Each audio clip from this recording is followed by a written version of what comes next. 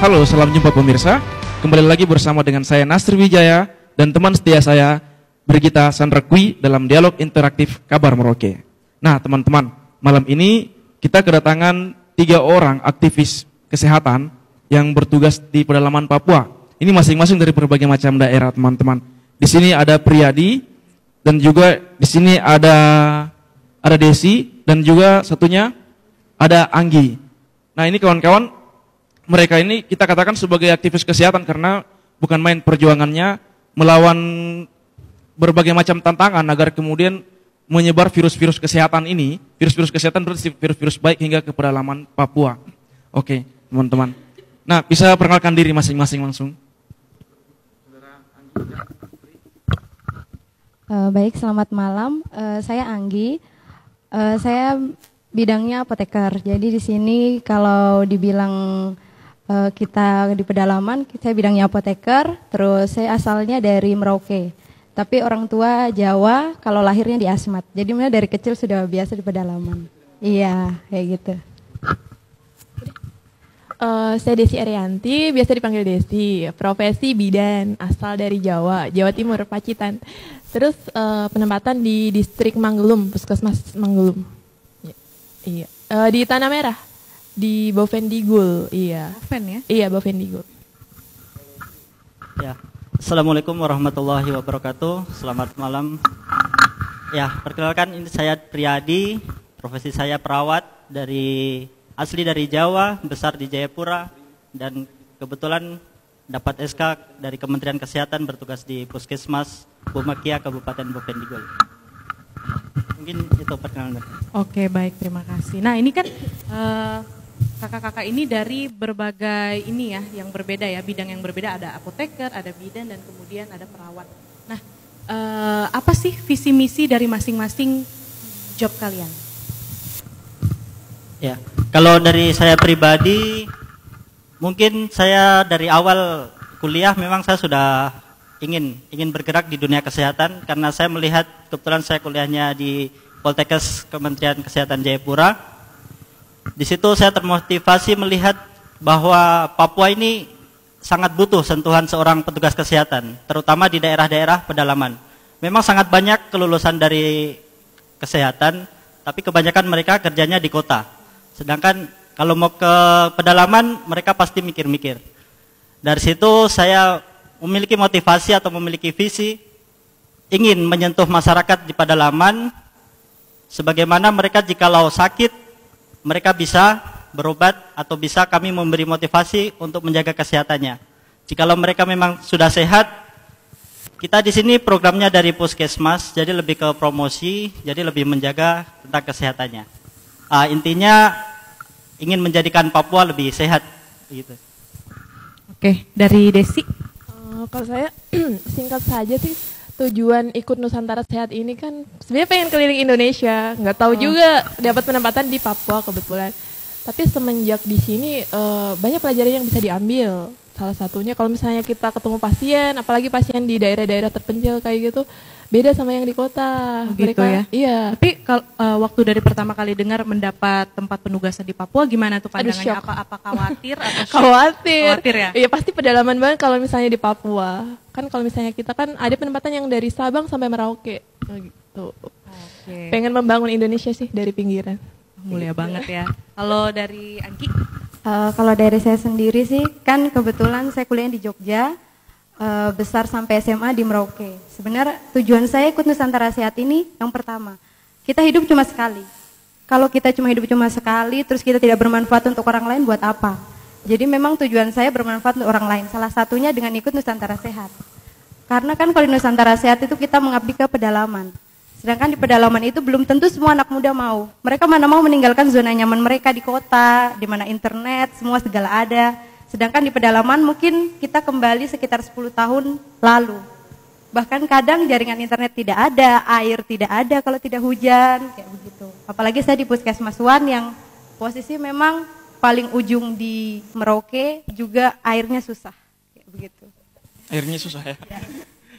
Nah, ini apa? Ini teman-teman yang buat saya tertarik nih ternyata motivasi awalnya ini berbeda-beda. Seperti yang pertama ini karena tertarik melihat tertarik panggilan hatinya, tertarik untuk kemudian ke pedalaman melayani. Kalau yang Desi ini memang penasaran, ingin melihat bagaimana Indonesia dalam sisi yang berbeda. Sedangkan kalau tadi siapa? Anggi ini mungkin juga terpanggil panggilan hati kembali sama. Nah sekarang ini saya mau tanya semua teman-teman, ini kan teman-teman rata-rata dari kota ya, dari kota. Ini juga dari Jogja misalnya, walaupun sudah pernah dari Asmat. Kalau si Mas Pri ini dari Jayapura, ini kota besar juga. Dan kalau Mbak Desi dari mana? Dari Pacitan, ini juga tentu dari paling jauh ya, langsung ke Papua. Nah kira-kira itu bagaimana perasaannya teman-teman ketika pertama kali ditempatkan di pedalaman? Apa yang dirasakan? Apa shock atau bagaimana? Iya, mungkin sebelumnya memang enak ya tinggal di kota penuh kelengkapan, ada semua di mall dan lain-lain, internet. Sedangkan kemarin pertama kali mendengar penempatan di Puskesmas Bomakia, belum ada wacana di situ, baru tahu kemudian setelah ada kepala puskesmas kami datang ke pusat pendidikan di Jakarta, akhirnya diceritain kayak gini. Jadi nanti di sana nggak ada internet, nggak ada listrik, air susah. Wah, kami pertama awalnya mikir-mikir.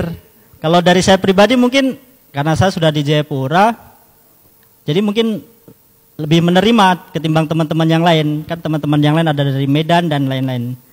Jadi pertama mungkin rasa jenuh, rasa bosan, tapi lama-kelamaan seiring jalannya waktu, ya mulai menikmati begitu. Mulai menikmati ya. Jadi kayaknya itu selama di sana apa sih dilakukan itu? Ya kita kalau di puskesmas itu kan pelayanan kesehatan di puskesmas.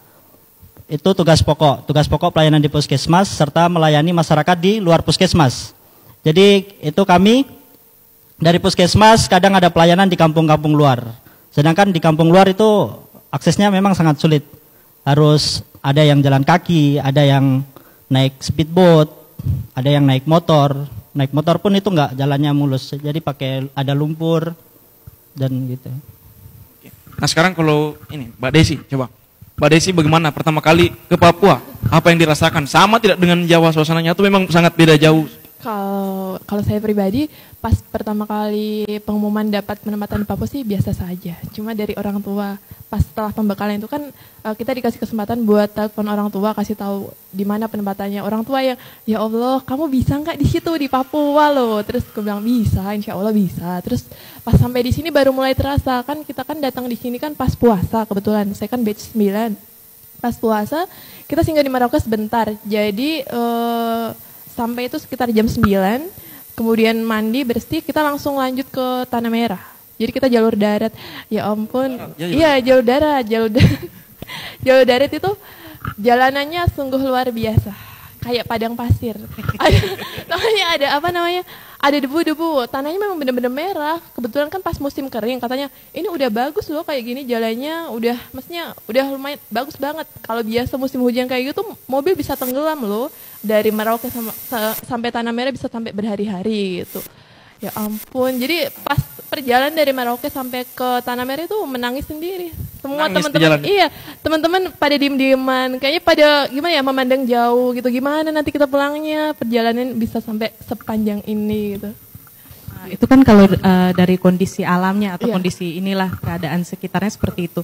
Kalau setelah sampai di tempat kampung penugasannya itu gimana? Kondisi kesehatan masyarakat di sana gimana kamu mandangnya? Kalau kondisi kesehatan di sana masih sangat-sangat terbelakang ya, soalnya masyarakat itu sebenarnya kita udah siap tenaga kesehatan di sana. Cuma mereka tuh kalau mau datang ke puskesmas, berobat, terus bersalin di sana, masih jarang yang mau ke sana. Misalkan saya kan bidan kan, masyarakat yang dalam kampung di sana saja kita setengah mati kalau misalnya mau ajak mereka bersalin di fasilitas kesehatan.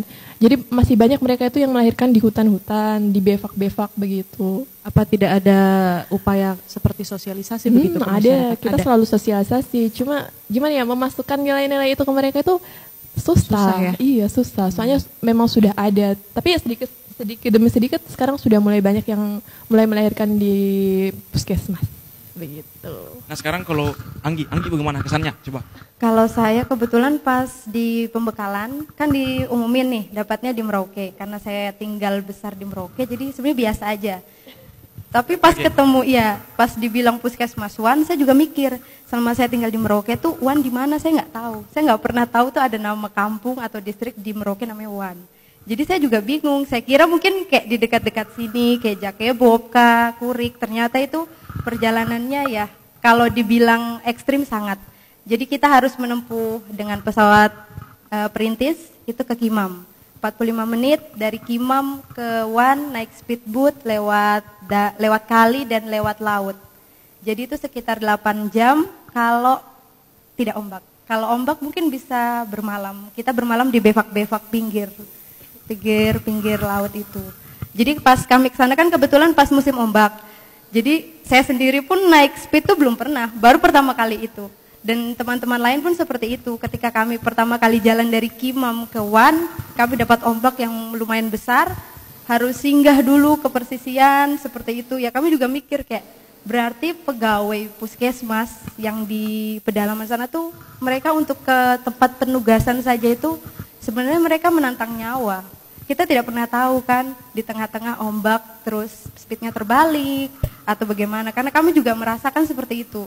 Kami sendiri juga kalau dibilang menangis, iya yang lewat jalur darat aja menangis, apalagi kami jalur laut, ya? Jalur laut dan kena ombak seperti itu. Nah begitu sampai di Wan pun kami bingung, itu pinggirnya pantai semua, nggak ada rumah, kami bingung ternyata harus masuk ke dalam dulu kayak begitu. Ya jadi walaupun saya di Merauke pun saya sempat bingung kayak ada ya distrik di Wan, sebenarnya Merauke kok udah kota yang seperti ini pun masih ada yang sangat terbelakang kayak begitu. Berarti ini untuk sampai pada tempat penugasan ini betul-betul darat, laut, udara ya ditempuh ya teman-teman ya. Ini semua. Nah sekarang ini teman-teman saya mau ingin tahu lagi. Nah Mas Pri ini di mana? Di daerah mana tadi? Saya di Puskesmas Bumakia. Nah di Bumakia. Ya itu di sana kira-kira selama bertugas di sana kendala apa aja sih yang dilihat di sana? Mungkin pertama kendala itu pasti akses ya. Ya, pertama mungkin saya bisa jelaskan sedikit tentang akses dari Tanah Merah, Kabupaten Bovendigul menuju Puskesmas Bumakia. Itu biasanya ada pesawat itu kecil itu di Monim Air itu ya. Itu seminggu sekali. Cuma itu berjalan jikalau cuaca bagus. Jadi kalau cuaca buruk, ada angin, ada hujan sedikit, kadang pesawat tidak berani terbang. Dan itu solusi lain yaitu kita harus lewat jalur darat. Jalur darat itu kita harus lewat speed 2 jam, lewat kali, habis itu naik ojek selama 2 jam juga. Biarpun cuma 2 jam, tapi bayarnya 500.000. Jadi memang jalannya tidak asal lurus saja, tapi ada naik, ada turun, becek dan lain-lain. Itu. Jadi mungkin kesusahan kami pertama itu pada saat ada pasien gawat. Ada pasien gawat yang kami telah rawat di IGD. Terus itu yang seharusnya dirujuk karena nggak ada transportasi, ya udah kemungkinan besar bisa sampai meninggal pasien di puskesmas. Itu salah satu masalah yang ada di kami. Yang kedua, yang pasti untuk di daerah pedalaman Papua saya pikir masalah adat istiadat. Jadi di sana masih kental sekali dengan adat istiadat yang istilahnya melahirkan itu harus di hutan, tidak boleh ditolong oleh petugas kesehatan.